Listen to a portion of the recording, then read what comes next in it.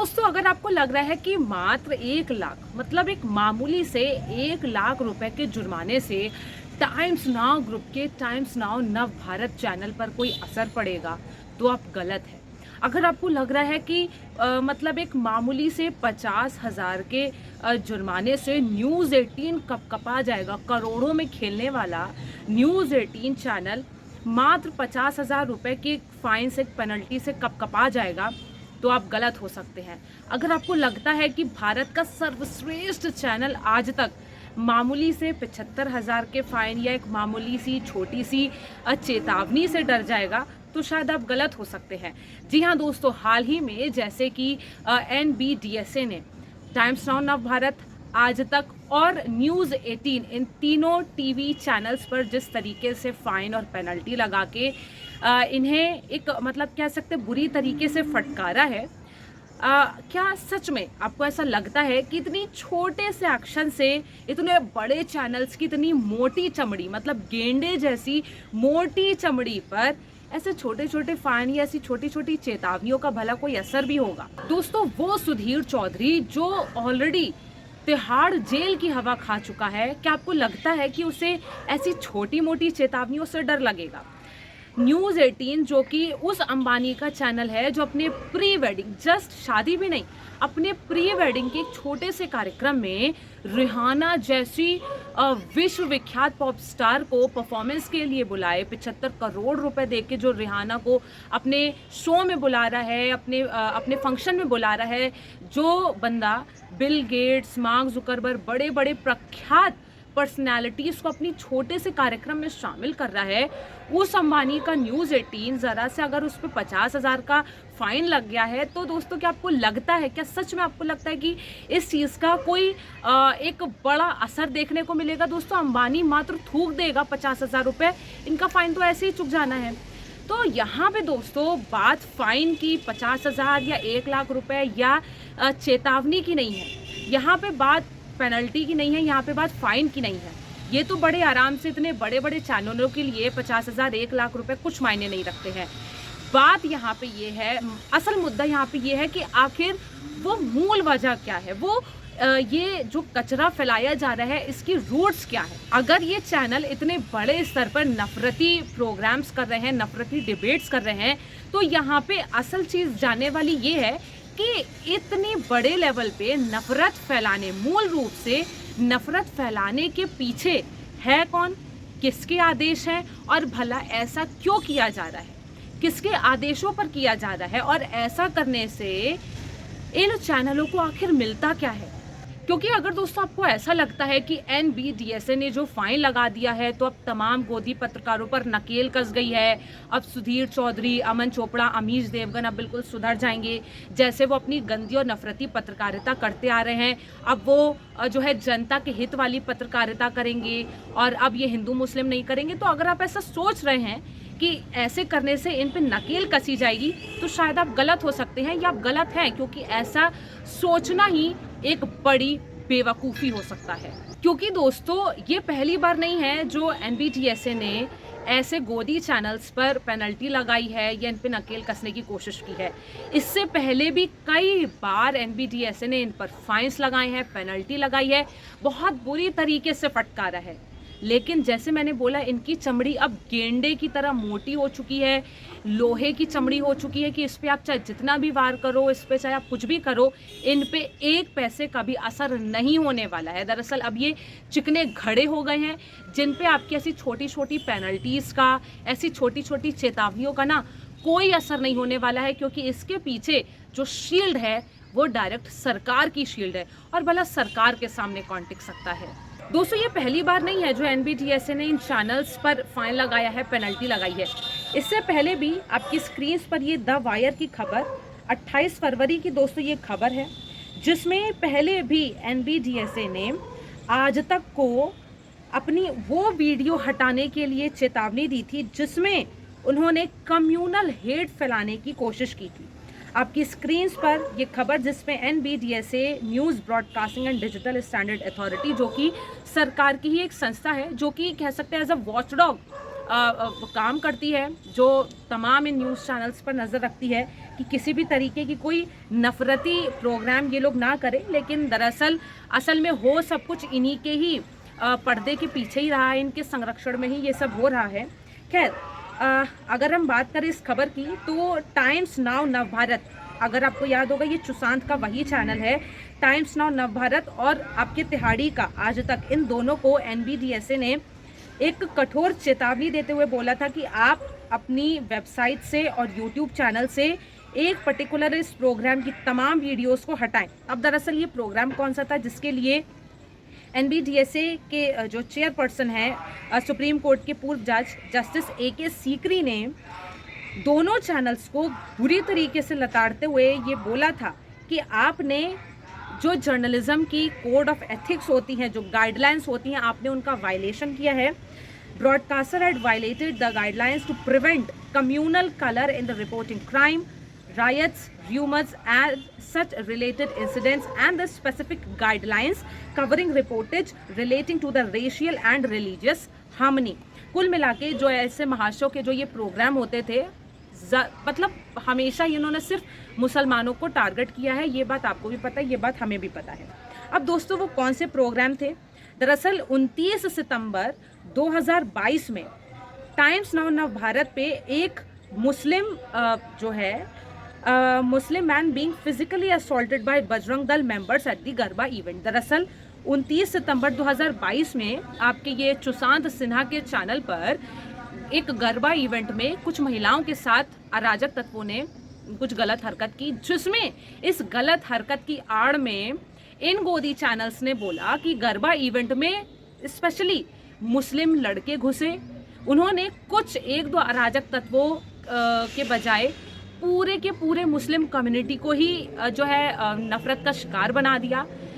Garba event में इतनी बुरी तरीके से एक मुस्लिम व्यक्ति को मारा गया था, बुरी तरीके से उसे फिजिकली असॉल्ट किया गया था।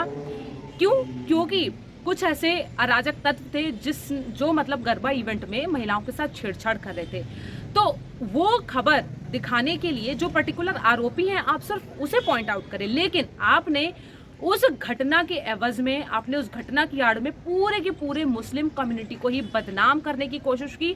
और इसी वजह से इसी घटना को लेकर एनबीडीएसए ने बुरी तरीके से लताड़ा और टाइम्स नाउ नवभारत से बोला कि ऐसा है भैया, आप अपना ये प्रोग्राम हर जगह से डिलीट करो, क्योंकि आप प्रोग्राम के नाम पर ना सिर्फ नफरत फैला रहे हो। देखिए अब यहाँ पे आपकी स्क्रीन पर क्या लिखा है। NBDSA observed in its order that the broadcaster had generalised the alleged incidents, thereby giving a certain tilt to the program by creating an impression that only men from a certain community, obviously बात है मुस्लिम community, were miscreants and or criminals who were trying to harm or deceive the women of another community in the garba festival. अब दोस्तों, आप इसे बड़ी आसानी से समझ सकते हैं। IIT BHU में एक छात्रा के साथ दुष्कर्म होता है, वो करने वाले 3 हिंदू लड़के थे। मैं आपसे पूछना चाहती हूँ कि अगर ऐसे ही मीडिया चैनल्स पे कोई ये कहने लगे कि इन 3 लड़कों ने, जिसने छात्रा के साथ दुष्कर्म किया है, इन 3 लड़कों के आड़ में अगर आप ये बोले कि पूरी की पूरी हिंदू कम्युनिटी ही रेप करती है, पूरी की पूरी हिंदू कम्युनिटी ही इस तरीके से गलत काम करती है, ये कितना गलत होगा। ये आपको बात समझनी पड़ेगी कि कुछ चंद गलत लोगों की वजह से पूरे की पूरी कम्युनिटी को बदनाम नहीं कर सकते हैं। ऐसे तो जो ये दुष्कर्म के आरोपी थे, ये तो आरएसएस बीजेपी के काम करने वाले थे। तो अगर हम ये जनरलाइज कर दें कि भाई पूरा का पूरा आरएसएस, पूरा का पूरा बीजेपी ही ऐसे रेपिस्ट से भरा हुआ है, तो ये क्या कहना सही होगा? नहीं दोस्तों, हम कुछ लोगों की वजह से पूरी कम्युनिटी को बदनाम नहीं कर सकते हैं, और यही करके इन गोदी चैनल्स ने नफरत भड़काने का काम किया था एक पर्टिकुलर कम्युनिटी के खिलाफ। आगे बढ़ते हैं। यहीं पे ही दोस्तों द वायर की खबर, जिसमें आज तक को गंदी तरीके से लताड़ते हुए एनबीडीएसए ने कहा था कि आज तक ने यहाँ जिहाद के टाइप्स को भी डिफाइन कर दिया है। हार्ड जिहाद, सॉफ्ट जिहाद, लैंड जिहाद, मजहर जिहाद, ऐसे करके। तो कुल मिला के जो इस तरीके से उन्होंने अपना प्रोग्राम किया, आप साफ तौर पे देख सकते हैं क्या लिखा है। It was presented with the intention to create an anti-Muslim atmosphere in the country। साफ बोल दिया है कि लोगों का प्रोग्राम का सिर्फ एक एजेंडा था, एंटी मुस्लिम एटमॉस्फेयर कंट्री में क्रिएट करना। इसी वजह से इनको ये लताड़ लगी है। इतना ही नहीं दोस्तों, 28 फरवरी 2023 की ये द हिंदू की खबर, जिसमें NBDSA ने एक बार फिर से किन चैनल्स को लताड़ा था?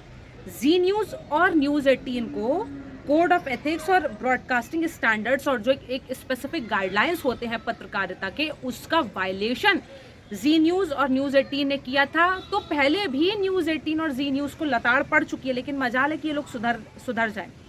तो इन पे किस लिए इनको लताड़ पड़ी थी?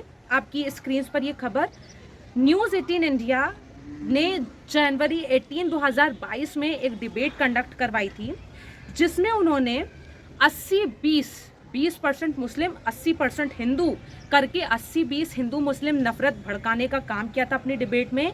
साफ तौर पे लिखा है, bye starting the debate on the premise that 20% people were ganging up against the Hindu constituting 80%, the anchor had given the debate a thrust, uksaw, bhadkaw, which is communal in nature and not appropriate। साफ बोल दिया है कि भाई आप दंगे भड़काने का काम कर रहे थे, आप नफरत भड़काने का काम कर रहे थे, आपकी डिबेट, आपके प्रोग्राम भड़काऊ होते हैं, कम्युनल होते हैं, उकसाऊ होते हैं।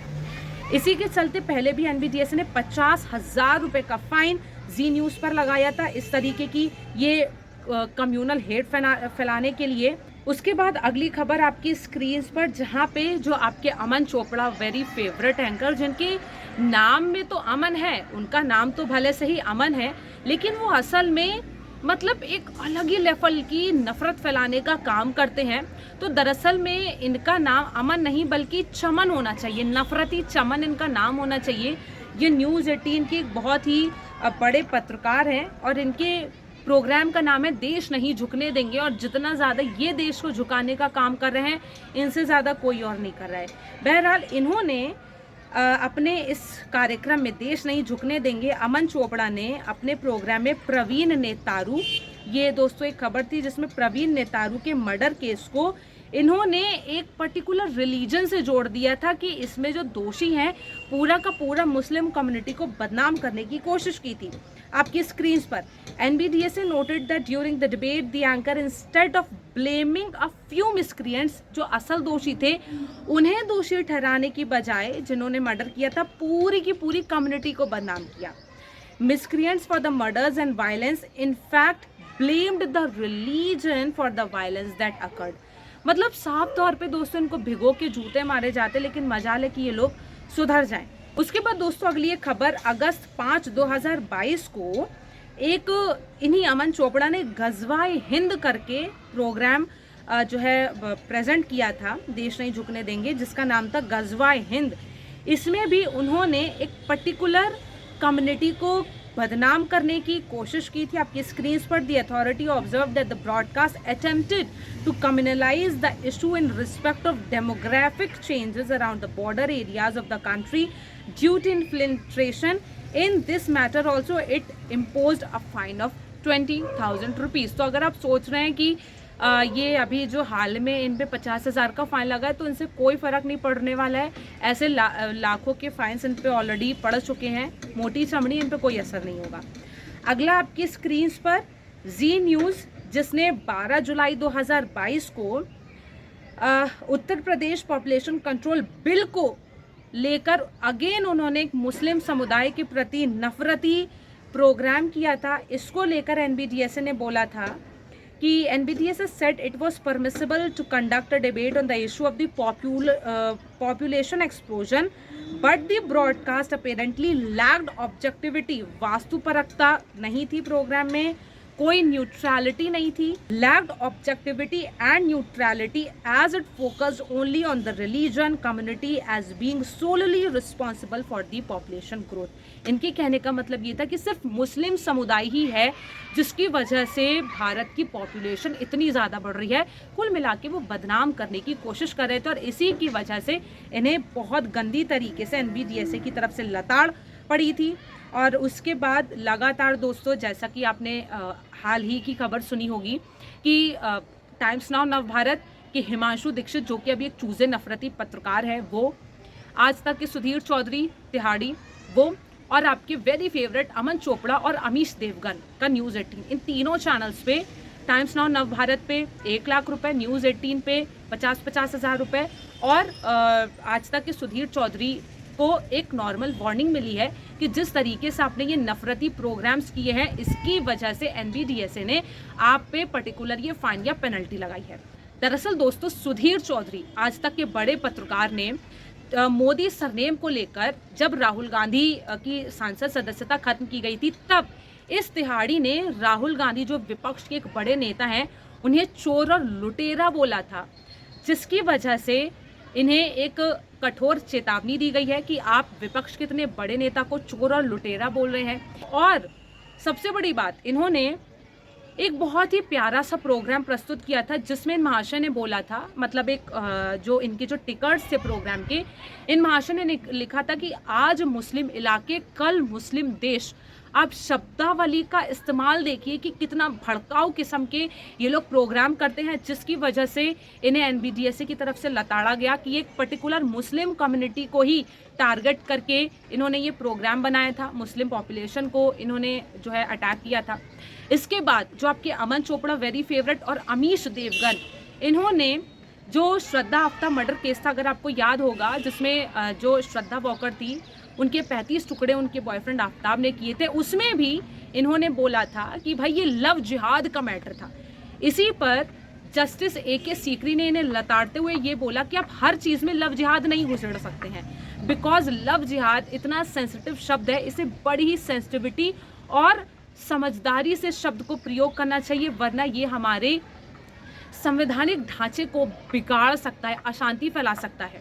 क्योंकि लव जिहाद तब तक नहीं होता है जब तक एक पर्टिकुलर धर्म का व्यक्ति दूसरे धर्म के व्यक्ति को फोर्सफुली उसका रिलीजियस कन्वर्जन करे, उसके साथ शादी करे और ज़बरन उसे अपने धर्म में परिवर्तित करे, उसे डराए धमकाए। अगर ऐसा नहीं है तो वो लव जिहाद नहीं है। और श्रद्धा आफ्ताब के केस में लव जिहाद का मैटर नहीं था, उसके बाद भी इन लोगों ने नफरत फैलाने का काम किया, जस्ट बिकॉज उसमें जो मर्डरर था वो एक मुस्लिम था। इस वजह से इन्होंने इतना गंदी तरीके से नफरत फैलाने का काम किया। और इसी लव जिहाद को लेकर टाइम्स नाउ नवभारत के ये जो चिंटू हिमांशु दीक्षित है, इन्हें भी लताड़ा गया है और इनकी वजह से 1 लाख रुपए का जुर्माना लगा है। तो दोस्तों, मैं आपसे ये पूछना चाहती हूँ कि फाइन इन पे लग गया है। फाइन दोस्तों चैनल्स पे लगा है। चैनलों का क्या है, करोड़ों में खेलने वाली है चैनल, 2 मिनट में ये फाइन भर देंगे। असल यहाँ पे दिक्कत ये है कि वो एंकर्स की सेहत पे क्या असर पड़ रहा है। वो एंकर्स तो आज भी आ रहे हैं, बाकायदा अपने नफरती प्रोग्राम कर रहे हैं। इनके पीछे कौन है जो इनको ऐसे आदेश देता है, जिन्होंने इनको ऐसे खुली छूट दे रखी है ये हिंदू मुस्लिम करने के लिए। मेन असल वजह जानने वाली ये है कि असल में इनको इतनी छूट मिल कहाँ से रही है, और इतना नफरत भड़काने के बावजूद भी 10-10 बार इन पे कंप्लेंट्स फाइल होने के बाद भी ये लोग आज तक नहीं सुधरे हैं। इसके पीछे इनकी इतनी बेशर्माई और इतनी कह सकते धड़ल्ले से बिल्कुल निडर होके जो ये प्रोग्राम करते हैं, इन्हें डर क्यों नहीं लग रहा है? असल में इन्हें बचाने वाला कौन है, इन्हें संरक्षण देने वाला कौन है? जानने वाली बात ये है दोस्तों, असल में हिंदू भी कोई इतने असुरक्षित नहीं है, मुसलमान भी असुरक्षित नहीं है, लेकिन वो ये लोग हैं जो बार बार हिंदुओं के मन में ये भर रहे हैं कि आप असुरक्षित हो, आप असुरक्षित हो, आप असुरक्षित हो। अगर आज आपने मुसलमानों को ख़त्म नहीं किया तो कल आज जो मुस्लिम इलाके हैं कल मुस्लिम देश बन जाएंगे, आपको ये तमाम मुसलमान हिंदुओं को मार देंगे, कल एक मुस्लिम देश बन जाएगा। इतनी नफरती और भड़काऊ ये लोग दोस्तों पत्रकारिता करते हैं, इसी वजह से आज इन्हें बहुत बुरी तरीके से लताड़ा गया है। अब दोस्तों, अगर आपको लग रहा है कि भाई पहले भी अगर इस तरीके की चेतावनियाँ, अगर इस तरीके की जो है पेनल्टीज़ और फाइनल चैनल्स पे लग चुके हैं, लेकिन फिर भी आज भी ये लोग उसी लेवल से, या कह सकते हो उससे भी बुरे लेवल पे नफरत भड़काने का काम कर रहे हैं, इन्हें ज़रा सा भी डर नहीं लगता है कि ऐसे तमाम भड़काऊ ये लोग प्रोग्राम करते हैं। ऐसे में समाज में क्या असर जाता है, हिंदू और मुस्लिम के बीच में किस तरीके से एक इनसिक्योरिटी का भाव पैदा होता है, इनको इन सब चीज़ों से बिल्कुल डर नहीं लगता है। अब यहाँ पे दोस्तों सोचने वाली बात ये है कि वो क्या रीज़न है कि इनको बिल्कुल भी डर नहीं लगता है। आखिर इन लोगों को संरक्षण कौन दे रहा है, आखिर इन लोगों की स्क्रिप्ट्स तैयार कौन कर रहा है, आखिर ये जो प्रोग्राम्स करते हैं इन पूरे प्रोग्राम की तैयारी कौन करता है, ये शब्दावली कौन खोज कर देता है कि आप इस तरीके की भड़काऊ शब्दावली का प्रयोग करें। दोस्तों, अगर आप ये सोच रहे हैं कि इन मीडिया वालों को डर क्यों नहीं लगता है, आखिर इन्हें शील्ड कौन प्रोवाइड कर रहा है? इतनी नफरत ये लोग भड़का रहे हैं, उसके बावजूद भी इनका इतना सभी बाल भी बाका भी इनका कोई नहीं कर पा रहा है। तो आपको बड़ी आसानी से इस चीज़ को समझ जाना चाहिए कि आप एक ऐसी गोदी मीडिया से भला क्या उम्मीद कर सकते हैं? उस मीडिया से जो एक ऐसी सरकार की गोद में पल रही है जो खुद 80-20 करती है, जो खुद एक समुदाय विशेष देखकर बुलडोजर चलाती है। आप उस मीडिया से क्या उम्मीद कर सकते हैं जो उस सरकार की गोद में पल रही है, जो खुद जब किसी हिंदू लड़की के साथ कुछ होता है, अगर उसमें आरोपी हिंदू है या उनकी पार्टी का है तो चुप, बिल्कुल सन्नाटा पसर जाता है। लेकिन यही अगर कोई मुस्लिम लड़का होता है तो ये लोग बड़ा कूद कूद के उसकी रिपोर्टिंग करते हैं। बच्चों के स्कूल में विशेष समुदाय के ही टीचर्स को सस्पेंड किया जाता है, वो भी बिना किसी आरोपों के, निराधार आरोपों के वजह से सिर्फ 3 टीचर्स को सस्पेंड किया जाता है। क्यों? क्योंकि वो एक विशेष समुदाय के होते हैं, लेकिन फिर भी सरकार कुछ नहीं बोलती। राम मंदिर के नाम पे मस्जिदों में, राम मंदिर के जश्न के नाम पे मुस्लिमों को जलाने की कोशिश की जाती है, मुस्लिमों को भड़काने की कोशिश की जाती है। जबरन राम मंदिर के जश्न के नाम पर आप मस्जिदों में घुस घुस के भगवा झंडा लहराते हैं। आप अपनी जीत दिखाने के लिए मुसलमानों का अपमान करते हैं, मस्जिदों का अपमान करते हैं, सरकार कुछ नहीं कहती है। आप एक ऐसी मीडिया से भला और क्या उम्मीद कर सकते हैं जो उस सरकार की गोद में पल रही है, जिसके खुद के लोग, जिसके खुद के नेता, जिसके खुद के विधायक मुसलमानों के खिलाफ भड़काऊ बयान देते हैं, खुद कहते हैं कि तीर तलवार लेकर खड़े हो जाओ, अगर जरूरत पड़े तो तलवारें चला दो, जिनके नेता विधायक खुद मुस्लिम समुदाय के प्रति खुल्लम खुल्ला मतलब बिल्कुल छोटा नफरती भड़काऊ बयान देते हैं, लेकिन उन पे कभी कोई असर नहीं होता है।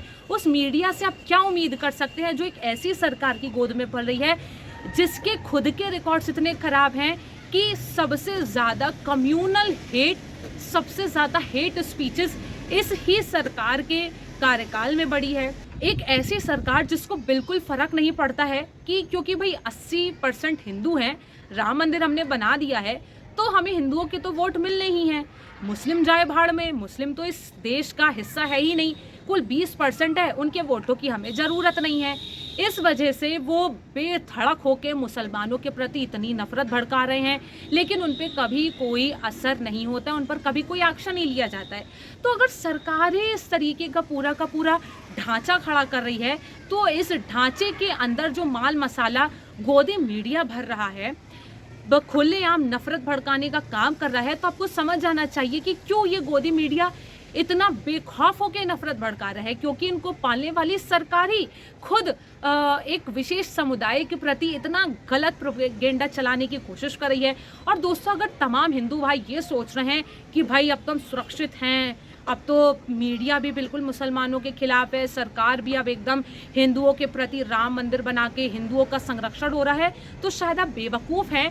क्योंकि अगर आप सच में सुरक्षित होते, अगर हिंदू धर्म की बेटियां, महिलाएं अगर आज सुरक्षित होती, तो IIT BHU वाली उस लड़की के साथ न्याय होता, मणिपुर की उस महिला के साथ न्याय होता, तमाम उन हिंदू जाट महिला पहलवानों के साथ न्याय होता।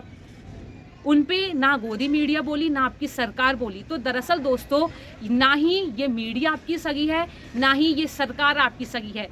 जो दोनों के दोनों सिर्फ मौका परस्त हैं, सिर्फ ये लोग अपना मौका ढूंढते हैं कि अगर आरोपी किसी विशेष समुदाय से है तभी उन्हें महिलाओं के सम्मान की याद आती है।